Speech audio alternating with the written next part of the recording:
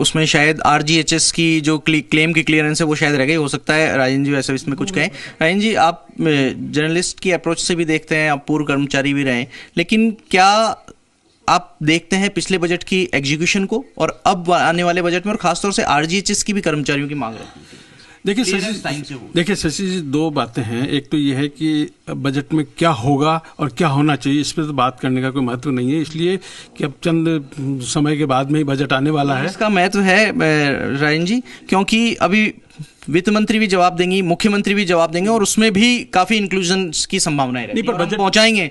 बिल्कुल आप बजट में क्या आएगा वो एक अलग चीज होगी, पर मेरे कहने का मतलब है कि आरजीएचएस की तो प्रॉब्लम को लेकर के काफी कर्मचारी दुखी हैं। उसका कारण ये है कि जो नित नए उसमें क्लॉज जोड़े जा रहे हैं कि साहब वो एम्प्लॉय वहां पर जाए, उसका अंगूठे की निशानी या दूसरी चीज को निशानी स्मूथ होनी चाहिए, उसको वैसे सरकार को करना ही चाहिए, चाहे वो कोई भी हो। चाहे ये आरजीएचएस की बात नहीं कर रहा हूँ, सारी जितने भी सिस्टम है ना, उसको जितना आप सरलीकृत करोगे उतना सरकार को फायदा है। चाहे वो किसी भी तरह की चीज हो, कि चाहे एग्रीकल्चर के क्षेत्र में हो, चाहे एम्प्लॉयज के क्षेत्र में हो, चाहे एजुकेशन में हो, चाहे हेल्थ के सेक्टर में, किसी में जो आप जितना सरलीकरण करोगे उतना ज्यादा सरकार को फायदा होगा, उसके रिजल्ट सरकार को अच्छे मिलेंगे, सरकार की वाहवाही होगी उसके अंदर।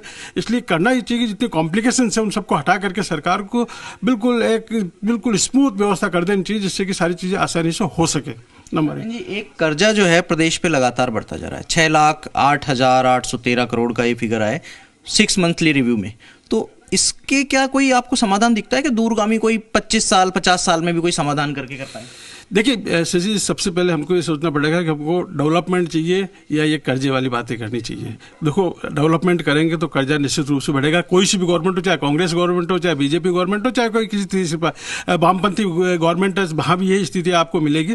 इसलिए तो एक मतलब अनवरत परम वो है व्यवस्था है।